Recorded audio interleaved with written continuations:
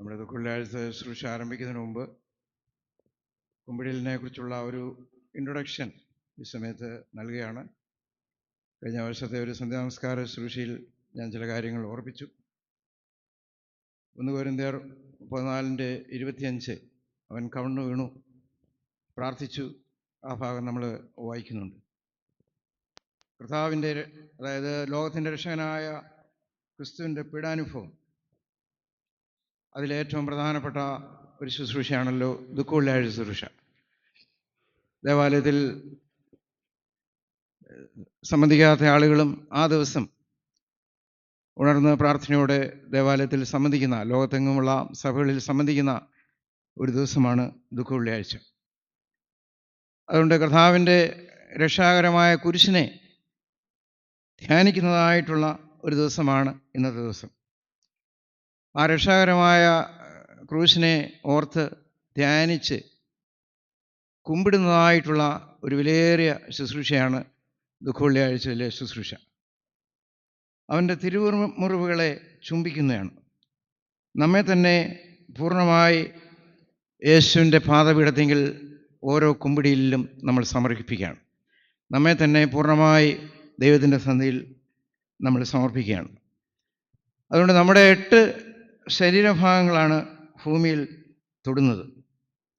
ദൈവത്തിൻ്റെ പാദപീഠമാണ് ഭൂമി. ദൈവത്തിൻ്റെ പാദപീഠമായ ഭൂമി തൊടുവിച്ച് നമ്മുടെ ശരീരത്തിൻ്റെ 8 അവയവങ്ങൾ സമർപ്പിക്കുകയാണ്.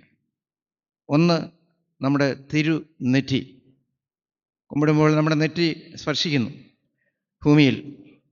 തിരുനെറ്റി, അത് നമ്മുടെ ബുദ്ധിയെയും ചിന്തയെയുമാണ് സമർപ്പിക്കുന്നത്. ബുദ്ധിയും ചിന്തയും ഇല്ല എങ്കിൽ മനുഷ്യൻ്റെ മനസ്സിൽ തെറ്റിപ്പോകുന്ന ഒരു സമയമാണ്.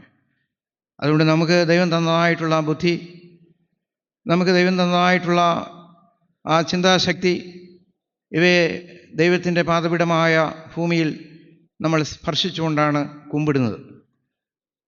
രണ്ടാമത്തെ ഭൂമിയിൽ സ്പർശിക്കുന്നതായിട്ടുള്ള നമ്മുടെ അവയവമാണ് മൂക്ക്.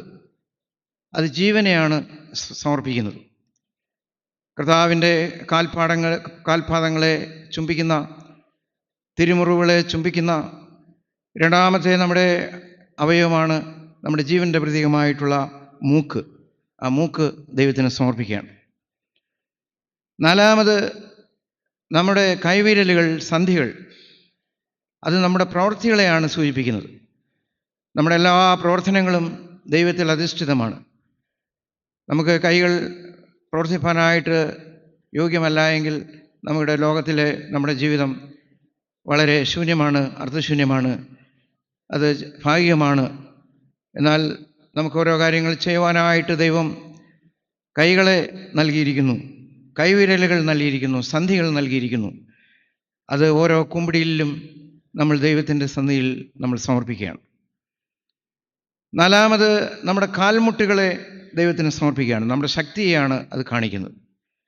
കാൽമുട്ടുകളിൽ സ്വാധീനമില്ലെങ്കിൽ നമുക്ക് ഓടാനോ ചലിക്കുവാനോ നമുക്ക് സാധിക്കില്ല. അതുകൊണ്ട് നമ്മുടെ ശക്തിയെയാണ് അത് കാണിക്കുന്നത്. മറ്റൊരു അവയവമാണ് നമ്മുടെ പാദങ്ങൾ.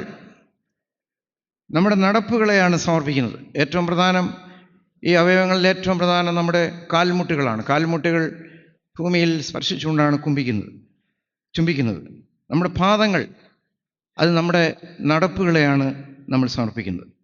പരിപൂർണമായ, അർത്ഥസമ്പൂർണമായ, അർത്ഥസമ്പുഷ്ടമായ നമ്മുടെ നടപ്പുകളെ ദൈവത്തിന് സമർപ്പിക്കുകയാണ്. അതുകൊണ്ടാണ് പാട്ടുകാരൻ തന്നെ പാടുന്നത്, എൻ്റെ ബുദ്ധിയും എൻ്റെ ശക്തിയും എൻ്റെ നടപ്പും എല്ലാം ദൈവത്തിന് ഞാൻ സമർപ്പിക്കുന്നുവെന്ന് നമ്മൾ പാടുന്നത്.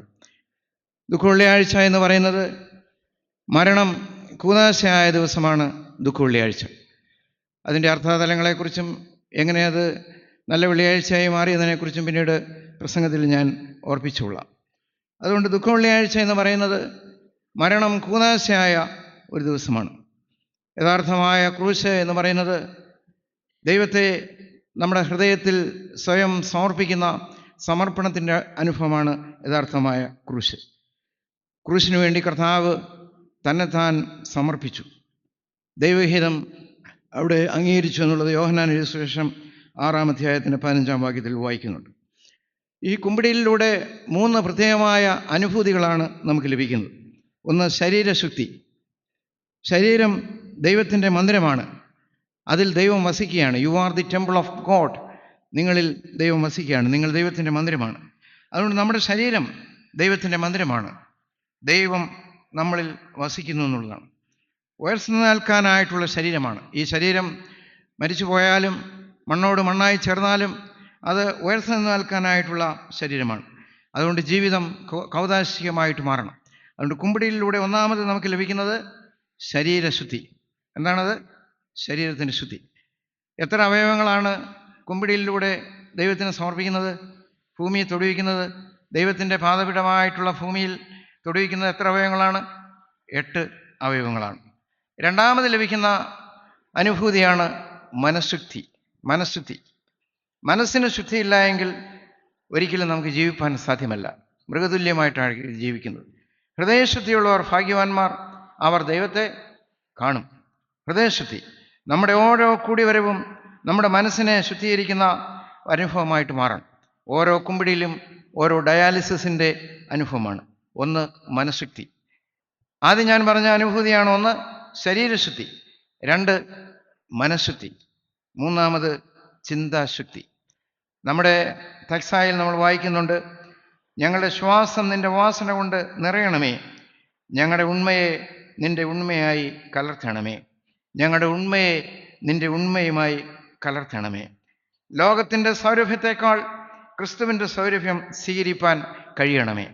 അതുകൊണ്ട് ആ ഒരു വലിയ 3 അനുഭവമാണ് നമുക്ക് ലഭിക്കുന്നത്. 1, ശരീരശുദ്ധി.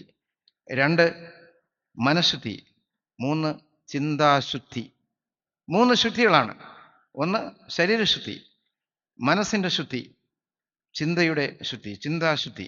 8 ശരീരഭാഗങ്ങളെ ദൈവത്തിന് സമർപ്പിച്ച് നമ്മുടെയൊക്കെ ഈ കുമ്പിടിയിൽ ശുശ്രൂഷയിൽ ഭയഭക്തിപൂർവ്വം പ്രാർത്ഥനാപൂർവ്വം നമുക്ക് പങ്കെടുക്കാം.